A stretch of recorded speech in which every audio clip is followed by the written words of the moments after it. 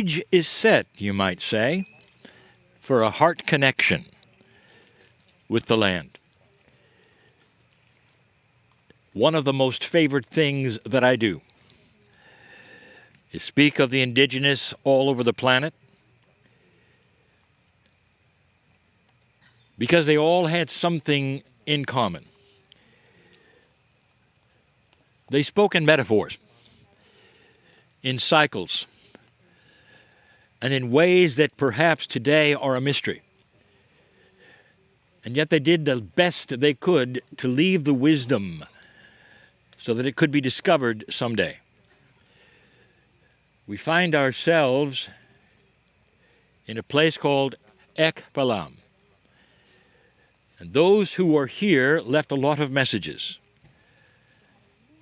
And the messages were about not just their cosmology, but about the basic truths of the universe. Truths that are celebrated and known from indigenous all over the planet who never knew each other.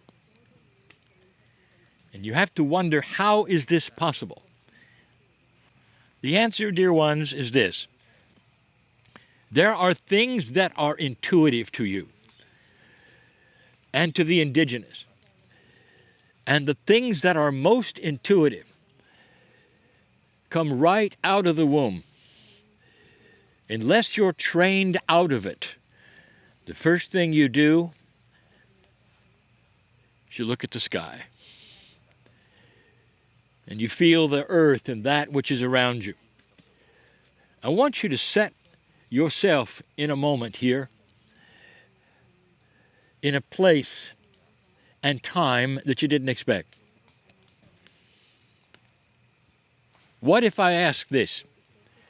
Could you, in your mind's eye, put yourself here 1,000 years ago? Could you put yourself with this community just for a moment? You see, where you sit is where they were. And if you did, what would you sense and what would you feel?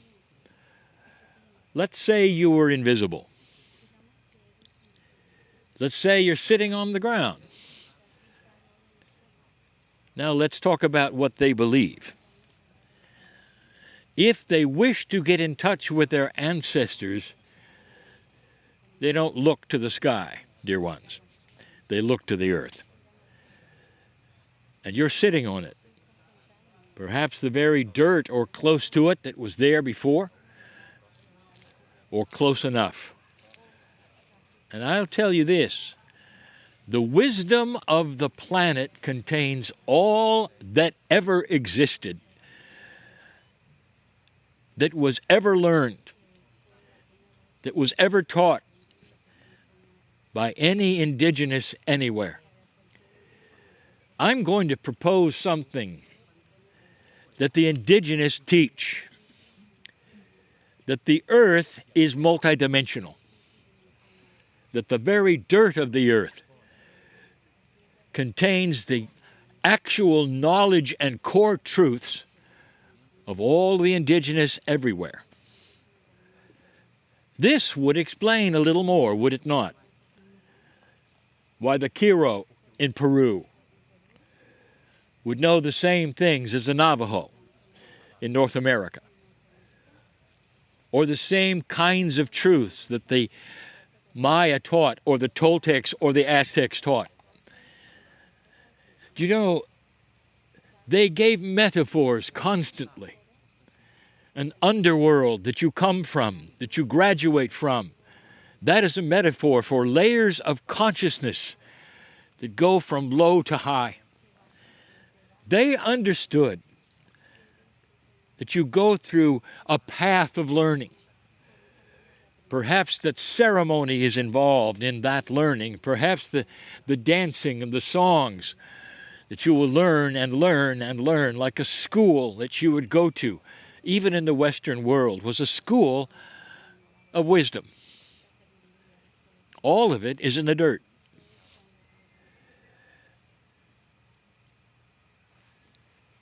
Some have said, well, the indigenous, well, they did a lot of things. How quaint, you say. What if the indigenous of this planet, including the ones here, knew more than is known today? What if they did? And you might say, well, we have telescopes today. You have things that are modern today and look into the skies, but they don't have today what the indigenous had, the records of history.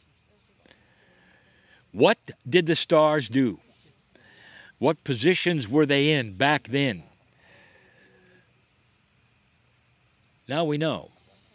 And this tells us more about the planet's cycles than anything we have today. This planet is about to awaken with a big truth. And that big truth is called climate change.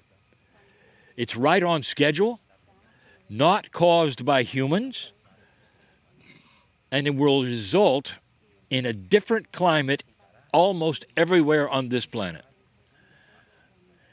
Did you know that the indigenous understood that? They're one of the few humans who actually could track that. And today, in modern science, it's a mystery. It's even mislabeled. The indigenous knew it. They had seen it. Some of the indigenous in colder areas watched the glaciers come and go on a regular basis. And today, science sees them receding, and it's an emergency. It's a cycle, dear ones. The indigenous know all about the cycles. But the main one that is known by these people is the Pachacudi. And that is the one that says you are in a new cycle, a 26,000-year cycle, one that you are awakening to with promise and free choice.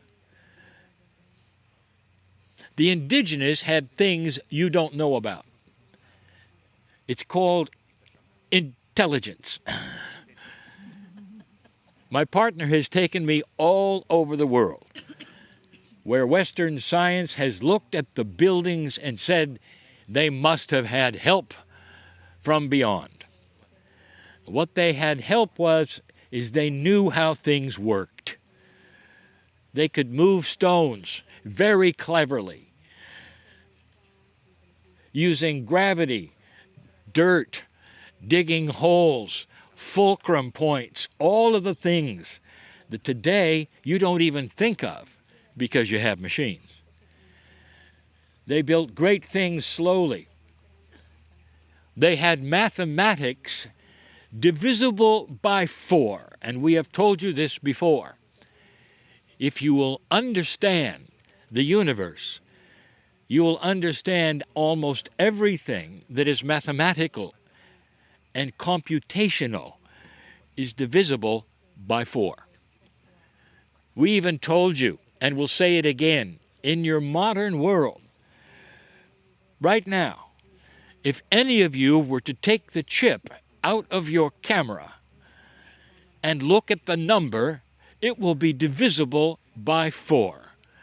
And the reason is this is where it naturally falls in mathematics, even in ones and zeros, even in the digital world.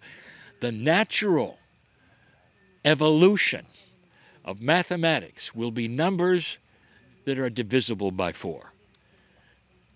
Whether it's the compass or whether it's music, you'll find the 4s everywhere. And this ought to tell you something. Oh, great ones that do everything in 5s and 10s, the pyramids were built with base 4 math, and they had it here. These are the kinds of things that the modern world will discover someday, and it'll point right to here. My partner took me to Easter Island. The National Geographic had just been there. trying to figure out how the stones were moved. The indigenous stood by as their guides and helpers. But the scientists never turned to the indigenous and said, "Do you know how the stones were moved?" You see, they do. They're all related to the original Rapa Nui. And to this day, modern science says there are mysteries on Easter Island, and the indigenous are just smiling. They know exactly how all the things were done. Naturally, beautifully, cleverly. You see, there's a bias. And the bias will say that the indigenous were too old and too far away to know what you think they did. There is a revelation coming. And part of it will come right from here. You sit on the dirt of the earth that has all of the knowledge that ever happened in it.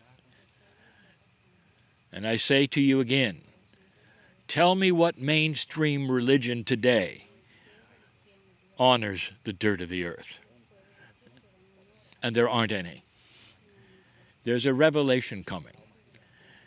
And that will be the core truths of this planet, known by the indigenous even here, in so many metaphors and so many cycles. And there'll come a day when there'll be a lot more honoring of those ancients who lived in places like this. And finally we say, did any of you meet yourselves here? Do you dare think of that as your hand is on your heart? Does the land talk to you? Does it say, welcome home? Does it say, welcome back? Think about these things, because old souls are here for a reason.